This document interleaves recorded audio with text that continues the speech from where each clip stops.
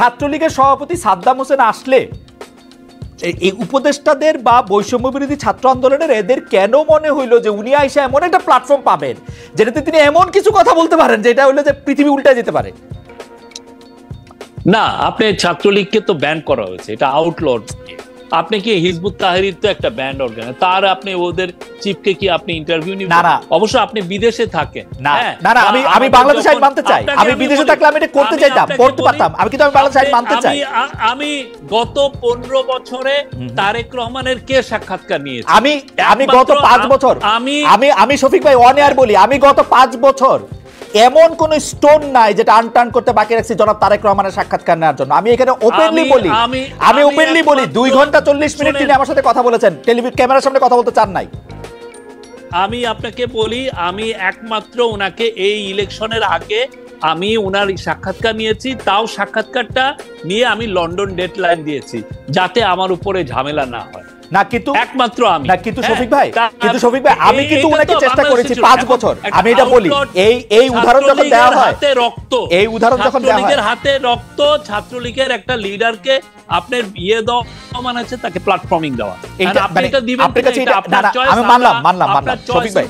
না, আমার চয়েসে আমি আমার চয়েসটা দেখাইছি যে আমার চয়েসটা আমার কাছে কিরকম। যখন আমার কাছে মনে হয়েছে যে কোনো ভিকটিম যদি মনে করে তারে প্ল্যাটফর্ম দেওয়া, তখন এইটা আসলে সকল আইনেই আটকায়। এটা যেমন বাংলাদেশে আইনে আটকায়, এটা আমেরিকান আইনেও আটকায়। কারণ একটা ভিকটিম যখন ট্রমাটাইজড হইতে পারে এরকম একটা লোকের কথায়, সেইটার যখন ব্যাপার আছে তখন এটা বাংলাদেশ আইনেও আটকায়, এই আইনেও আটকায়। আমি যেটা বলতে চাইতেছি, স্পষ্টত উনাদের মনে হয়েছে যে এই রকম কেউ আসলে সে একটা কথা বলতে পারবে, যেই কথায় সে আমাকে কনভিন্স করতে পারবে, বাংলাদেশের মানুষকে কনভিন্স করতে পারবে, সেটা আপনাদেরও মনে হয়েছে। এইটা কি ঠিক কিনা? আসলে আপনারা এই ভয়টা অমূলক না, কনভিন্সের বিষয় না, এটা কনভিন্সের বিষয় না, এটা হচ্ছে আপনার একটা মানে আপনি এই মোরাল চয়েসটা করবেন কিনা সেটা হলো আপনার বিষয়। হ্যাঁ, আপনি কি মানে এই বড় আপনি কি আনসারুল্লাহ বাংলা টিমের সাধারণ সম্পাদককে ডেকে আপনি কি ইন্টারভিউ করবেন? সাংবাদিকদের জন্য তো যে কোনো সময় যে কোনো ইন্টারভিউই আসলে, এটা যদি আইনের বাধা না থাকতো, আমি মোরালি মনে করি না যে এই ইন্টারভিউ নেওয়াটা, আমি মোরালি মনে বলি, মোরালি আমি মনে করি না যে ইন্টারভিউটা নিলে আমি আমার মোরালের দিক দিয়ে এথিক্সে দিয়ে, যেটা আপনি সংবাদ সম্মেলনে বলেছেন, আমি মনে করি না যে এতে আমার কোনো মোরাল কোনো কিছু আছে। আমি মনে করি যে ইন্টারভিউটা, কিন্তু আইনের ব্যাপারটা, আমি আইনের প্রতি শ্রদ্ধাশীল বাংলাদেশেও আমেরিকাতেও, এইটা আমি আই গট ইট। কিন্তু আপনাদের মনে হইতেছে কিনা একটু বেশি, এবং ক্রেডিট কার্ড বাতিলের কথা আপনি যাদের কথা বললেন তাদের ব্যাপারটা কি আসলে এটা ঠিক? মানে মানে মানে যাদেরকে বাতিল করা হয়েছে তারা যদি মনে করে যে তারা জেনুইনলি অ্যাফেক্টেড, তারা আমাদের কাছে লিখতে পারে, তারা আমাদেরকে বলতে পারে যে আমার কেসটা রিভিউ করেন। অবশ্যই আমরা রিভিউ করব, আমি কথা দিলাম আমরা রিভিউ করব, অসুবিধা নাই। কিন্তু তাদেরকে এটা ইয়ে হবে, কিন্তু আমরা যেগুলো দেখেছি সেটার আলোকে আমাদের কথা। আর একটা জিনিস মনে রাখবেন, অ্যাক্রিডিটেশন কার্ডকে স্ক্র্যাপ করা মানে আপনি জার্নালিজম করতে আমরা মারা করছি তা না। আমার অনেক দিন এই অ্যাক্রিডিটেশন কার্ড রিনিউ হয় নাই, আমার জার্নালিজম আটকায় থাকে না, কারণ অ্যাক্রিডিটেশন কার্ডের মাধ্যমে শুধুমাত্র সেক্রেটারিয়েটে আপনার ঢোকার একটা ফ্যাসিলিটি হয়, এছাড়া আর কিছু হয় না অ্যাক্রিডিটেশন কার্ডে। শফিক, আমার তো অ্যাক্রিডিটেশন কার্ডটা কবে ছিল, কবে এটার মেয়াদ গেছে সেটা আমার মনেও নাই, সেটা আমার মনেও নাই। কিন্তু আটকাইছে না, কিন্তু আমার তো মনে হয় না। কিন্তু এইটারে এত গুরুত্বপূর্ণ আপনিই বা কেন মনে করলেন যে ধরেন এটা একটা স্টেটমেন্ট দেওয়ার জন্য যে আমরা আপনাদের অ্যাক্রিডিটেশন কার্ড বাতিল করে দিচ্ছি? ব্যাপারটা কি এরকম? না, আমরা দেখেছি যে এই অ্যাক্রিডিটেশন কার্ডে অনেকে ছাত্রলীগ, যুবলীগ, ইভেন আওয়ামী লীগের লোকজন বা তৎকালীন পতিত স্বৈরাচারের মিনিস্টারের ব্রেন টেন এদেরকেও দেওয়া হয়েছে। তো এটা তো অবশ্যই আমাদের রিভিউ করাটা তো দরকার, ঠিক না? আর এটা নিয়ে আমরা আবার বলছি, আমরা এটা নিয়ে একটা রুলও হবে, এটা নিয়ে আমরা একটা পারলে আইন করব যে কিভাবে একটা যাতে একটা রুলস এন্ড রেগুলেশনের মাধ্যমে এগুলো দেওয়া হয়। ওকে শফিক ভাই, বৈষম্য বিরোধী ছাত্র আন্দোলনের সমন্বয়কদের অনুরোধে মানে একরকম জোর করেই, যেটা আসলে ডক্টর ইউনূস বলেছেন, প্রধান উপদেষ্টা হয়েছেন ডক্টর ইউনূস এরকম বলেছেন, যারা জীবন দিয়েছে, যারা রক্ত দিয়েছে তাদের ডাক আমি ফিরিয়ে দিতে পারি নাই, যারা এই সুপ্রিম স্যাক্রিফাইস করছে তাদের ডাক আমরা ফিরিয়ে দিতে পারিনি। সেই সমন্বয়করা মধ্যে থেকে 2-3জন সরকারেও আছেন, বৈষম্য বিরোধী ছাত্ররাই আবার বিভিন্ন দাবি দেওয়া নিয়ে মাঠে নামছেন। এইটা আপনারা কি বলবেন? এবং তারা বলছেন যে তারা কখনো রাষ্ট্রপতির পদ চাইছেন, কখনো হাইকোর্ট ঘেরাও করছেন, কখনো উপদেষ্টা কাদের নিয়োগ দেওয়া হবে তারা বলছেন, কখনো জাতীয় পার্টির কেন্দ্রীয় কার্যালয়ে অভিযান করছেন এইটারে, এবং বলা হচ্ছে যে তারা এক ধরনের সরকারের সাথে এক ধরনের মুখোমুখি একটা অবস্থান আসলে মেনে নিচ্ছেন। এইটা আপনারা কিভাবে দেখছেন বা কি করছেন? না, আমি তো দেখছি যে আমাদের সাথে তাদের আমি একটু আগেও বলেছি, বৈষম্য বিরোধী ছাত্র আন্দোলন যারা করেছেন বা যারা পলিটিক্যাল পার্টি, কারণ পলিটিক্যাল পার্টিগুলো বিএনপি বলেন, জামাত বলেন বা অন্যান্য অনেক পার্টি বলেন, তারাও কিন্তু এই আন্দোলনে ছিল। তো সবাই আমাদের অংশীজন, আমরা এইগুলো নিয়ে নাই। কিন্তু তাদের সাথে যে আমাদের দূরত্ব হয়েছে আমি তো এটা কোনো দেখছি না। আর তিনজন এরা এসছেন আমাদের ক্যাবিনেটে, কারণ আমরা চাই যে এই যে ইউথের যে ভাষাটা, এটা আমাদের এখানেও আসুক। তারা যে চায়, তাদের ডিমান্ডগুলো কি, আমাদের যাতে জেনারেশনাল একটা গ্যাপ না হয়, তাদের চাওয়া পাওয়া, তারা বাংলাদেশকে কিভাবে দেখছে, আমরা তো বাংলাদেশটা তাদের কাছে রেখে যাব। তো তাদের একটা ইনক্লুশন তো খারাপ না, এবং this are smart guy. Mahfuz বলেন, নাহিদ বলেন, নাহিদের মতো স্মার্ট পলিটিশিয়ান বাংলাদেশে খুব কম আছে। তো এরা তো দে আর মানে কন্ট্রিবিউটিং, মানে আমি বলি যে খুব ব্রিলিয়ান্টলি তারা কন্ট্রিবিউট করছেন আমাদের এই ক্যাবিনেটের কাজগুলোতে। আমি তো কিছু কিছু যখন ডিবেট গুলো হয়, দে অ্যাক্টিভলি টুক পার্ট। তারা ওই যে নীরব যে বসে আছেন যে তাকে আমি নিয়ে আসা হয়েছে এক ধরনের ফেভার করা, সেগুলো না। আর আরেক দিক দিয়ে যেটা সার্জিস বা হাসনাত বা অন্যান্যরা যেটা করছেন, তারা তো আওয়াজ তুলছেন। আমরা তো বলছি যে সবাইকে, যদি আমাদের মিস্টেক হয়, আমাদের যদি কোনো শর্টকামিজ থাকে, আপনারা আওয়াজ তুলেন, অসুবিধা কি, আমরা শুনি। আমি তো আপনাকে অংশীজনই ভাবছি। ওকে, ফ্যামিলিতে থাকে না, আপনার সাথে তো আমার ডিফারেন্স অফ ওপিনিয়ন হয়, তাই বলে তো আপনি আমার এনিমি না। ডিফারেন্স অফ ওপিনিয়ন হলে এনিমি না, এটা একটা ভালো কথা।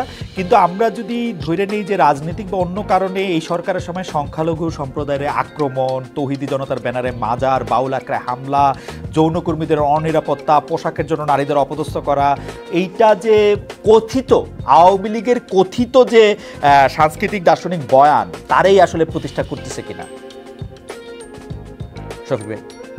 না, আমরা এগুলো ব্যাপারে খুবই স্ট্রং নিয়েছি। মাজার ভাঙার বিষয়ে আমরা স্ট্রং মেজার নিয়েছি। আপনি দেখেন, আমরা যখন স্ট্রং মেজার, এরপরে আর একজনও সাহস পায়নি, এটা হবে না।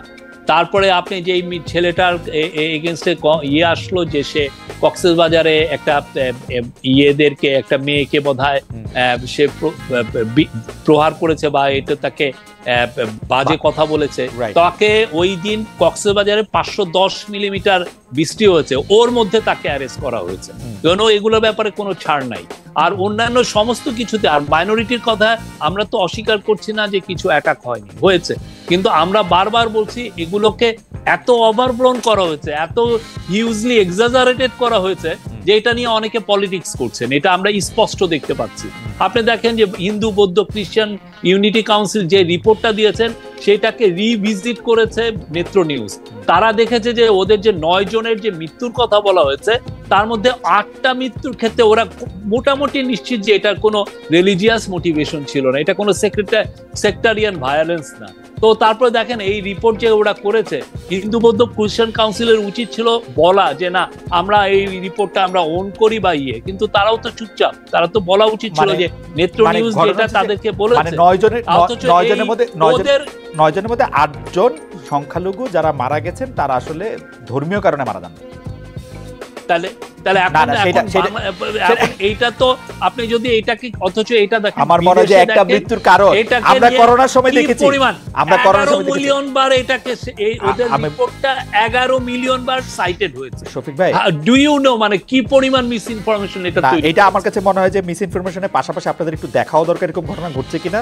এবং আমি মনে করি যে করোনার সময় বাংলাদেশেই যারা মারা গেছে তাদের অনেকের মধ্যে করোনায় মৃত্যু হয়েছে, এটা বলে এটা করা হয়েছে। এবং এই সময়ের মধ্যে কোনো একটা সংখ্যালঘু সম্প্রদায়ের কেউ মারা গেলেই এইটাকে পলিটিক্যাল কিলিং বলা যাবে কি যাবে না, সেটাও আসলে একটু দেখা দরকার, নাকি পলিটিক্যাল কিলিং হয়েছে। কারণ একটা মৃত্যু, সফিক ভাই আপনি জানেন, আপনি মাঠের সাংবাদিক ছিলেন, যে একটা মৃত্যুকে আসলে নানাভাবে, রাশামন সিনেমার মতো নানাভাবে ব্যাখ্যা করা যায়। এটা আপনি চাইলে এটা ব্যাখ্যা করতে পারবেন। জি জি জি, এইজন্য আমার এই জন্য নরেন্দ্র মোদীর সাথে যখন প্রফেসর ইউনূস কথা বললেন ফোনে, উনাকে আহ্বান করলেন যে আপনি আপনাদের দেশের সাংবাদিকদেরকে পাঠান, তারা এসে দেখে যাক, তারা নিজেরা। যা ধরেন, আমি যদি আমার রিপোর্টটা বলি, আপনি অনেক সময় বলেন এটা তো সরকারের ভাষণ, আমি তো এটা বিশ্বাস করছি না, হুইচ ইজ নট অমূলক না। কিন্তু আপনি যদি বাইরের থেকে সব সাংবাদিক এসে নিজেরা যে দেখুক, যে আসলে ঘটনাগুলো কি হয়েছে। নিজেরা প্রত্যেকটা ইনসিডেন্ট গুলোকে নিজেরা রিচেক করুক, রিপোর্ট করুক, করে বুঝুক যে আসলে কতটুকু হয়েছে। না, খুবই স্ট্রং একটা জায়গা। তো আপনি এই প্রসঙ্গে খালি একটু শেষ কথা বলি যে আপনি হৃদয় রবি দাসের মৃত্যুটাকে আসলে কিভাবে দেখেন, মানে এটা নিয়ে আপনার কাছে খোঁজ আছে কিনা সেই প্রশ্নটা করেছিলাম, সেটা যদি আবার একটু বলতেন। এবং ডোনাল্ড ট্রাম্প আমেরিকার প্রেসিডেন্ট ইলেক্ট, তিনি যে বাংলাদেশের সংখ্যালঘুদের নির্যাতন, মৃত্যু এগুলি নিয়ে নানা ধরনের একটা মানে কি বলবো এক ধরনের আশঙ্কা করে একটা যে টুইট করেছেন, সেটিকে আপনি আসলে কিভাবে দেখছেন ডক্টর মোহাম্মদ ইউনূস আসলে? ডোনাল্ড ট্রাম্পের বিষয়ে আমরা তাকে ওয়েলকাম জানাই যে উনি নতুন ইলেক্টেড হয়েছেন। আমরা মনে করি ডোনাল্ড ট্রাম্প 2.0 যেটা ইয়ে হবেন, ওটার সাথে আমাদের সম্পর্ক খুব ভালো থাকবে এবং আমরা মনে করি যে তার সাথে এবং আমাদের ইকোনমি আরো বেটার জায়গায় যাবে আমরা মনে করি। আর যেটা বললেন যে ওনার টুইটের বিষয়ে, আমি মনে করি যে এটা হয়তো বা মানে ওনাকে ভুল বুঝানো হয়েছে। উনি যখন ক্ষমতা নেবেন তখন অবশ্যই উনি ইনফরমেশনগুলো পাবেন হচ্ছে আমেরিকান এম্বাসি ইন বাংলাদেশ, তাদের কাছ থেকে উনি ইনফরমেশন পাবেন। তখন উনি রিচেক করে দেখতে পাবেন যে কি এক্সটেন্টে কি ভায়োলেন্সটা হয়েছে। এবং তারা বাংলাদেশে আমেরিকান এম্বাসি খুব ভালো, তাদের নিজস্ব ইনফরমেশন গ্যাদারিং এর সিস্টেম আছে, অবশ্যই তারাও তো দেখেছে যে কি হয়েছে। ওকে, আপনি হৃদয় রবি দাস সম্পর্কে আর কোনো মন্তব্য করবেন? রহস্যজনক মৃত্যু, আর্মির কাছে। আমি তো ওইটা বলেছি যে এগুলো আমরা ইনভেস্টিগেট করবো। ওকে, ঠিক আছে।